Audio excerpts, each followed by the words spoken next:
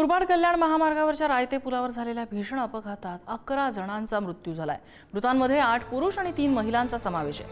मृतांपैकी 9 जणांची ओळख पटवण्यात आली असून इतर 2 जणांची ओळख अजूनही पटवण्यात येते। मृतदेह गोवेली इथल्या प्राथमिक आरोग्य केंद्रात नेण्यात आले आहेत। ओळख पटवण्यात आलेल्या 9 जणांचं पोस्टमॉर्टम करण्यात येणार आहे। दरम्यान प्रवाशांनी भरलेली जीप डंपरवर आदळून हा भीषण अपघात झालेला आहे। महामार्गावर आज एक भीषण अपघात घडला। या अपघातात तब्बल 11 जणांचा मृत्यू झाल्याची प्राथमिक माहिती मिळत आहे।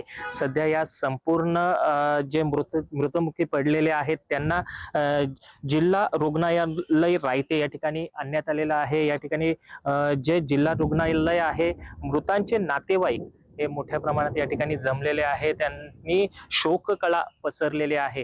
या ठिकाणी बघू शकता आपण कशा पद्धतीने मृतांचे नातेवाईक, शासकीय कर्मचारी असतील, अन्यथा इतर डिपार्टमेंटचे सर्व कर्मचारी असतील ते या ठिकाणी जमलेले आहेत। या ठिकाणी असं बोललं जातं का अनधिकृतपणे ज्या प्रवासी वाहतूक आहे ती मोठ्या प्रमाणात चालत असताना या ठिकाणी आरटीओ कोणत्याही प्रकारे लक्ष देत नाहीये। त्याचबरोबर या ठिकाणी ज्या मालवाहू वाहतूक आहे ही देखील अनधिकृतपणे केली जाते। त्यामुळे हे अशा पद्धतीचे अपघात हे वारंवार घडत आहेत। या अपघातात बळी पडणारे जे मृत आहेत त्यांना आता रायते जिल्हा रुग्णालयात आणण्यात आलेलं आहे आणि गोवेली या ठिकाणी आणण्यात आलेलं आहे आणि आता पोस्टमॉर्टम आहे ते या ठिकाणी करण्यात येणार आहे। त्यानंतर त्या मृतांना नातेवाईकांच्या हवाली करण्यात येणार असून आता या ठिकाणी जसं जसं मृतांच्या नातेवाईकांना ह्या संपूर्ण घटना प्रसंग लक्षात येत आहे तसे हे मृतांचे नातेवाईक या ठिकाणी येत आहेत। सर्वकडे आज शोककळा पसरलेली आहे। त्यामुळे आता ह्या जो मुरबाड कल्याण जो महामार्ग आहे तो आता मृत्यूचा सापळा बनत चाललेला आहे। त्यामुळे याच्यावर शासनाने कंट्रोल देणं गरजेचं आहे। योगेश गोडे, पुढारी न्यूज, कल्याण। 11 प्रवासी जाग्यावरच मृत्यू झालेत। सगळ्यात विचित्र अपघात खऱ्या अर्थाने झालाय। आजचा दिवस खऱ्या अर्थाने आमच्या दृष्टीने खूप वाईट वाटतोय। माझी एकच विनंती आहे की वाहन चालकांनी सुद्धा आपण मर्यादा ठेवून चालावं। कधी कधी आपल्या चुकीमुळं दुसऱ्याच्या जीवाला आज खऱ्या अर्थाने तिथेशी धक्का बसलेला आहे।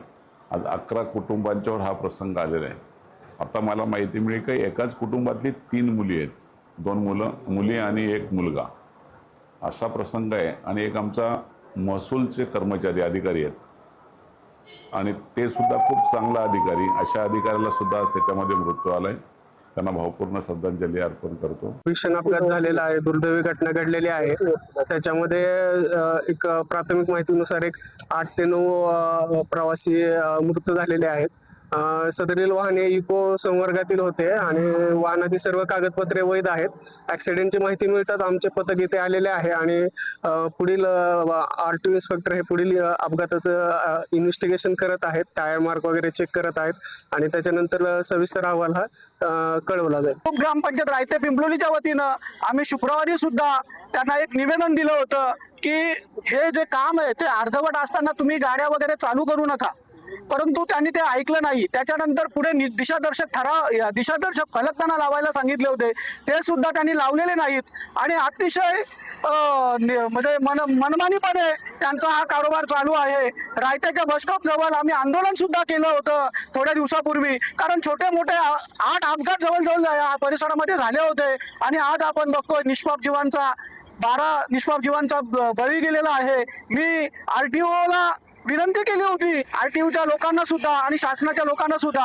आज आपण इथं बघतोय मोठमोठे मिक्सर अनधिकृतपणे चालू आहेत। दुसरा लोड मोठ्या गाड्या आज आपण या रस्त्यातून चालू आहेत आणि कुठलाही नियम पाळले जात नाहीत आणि त्याचं हे द्योतक म्हणून आपण बघितलं की निष्पाप 12 लोकांचा जीव गेलेला आहे।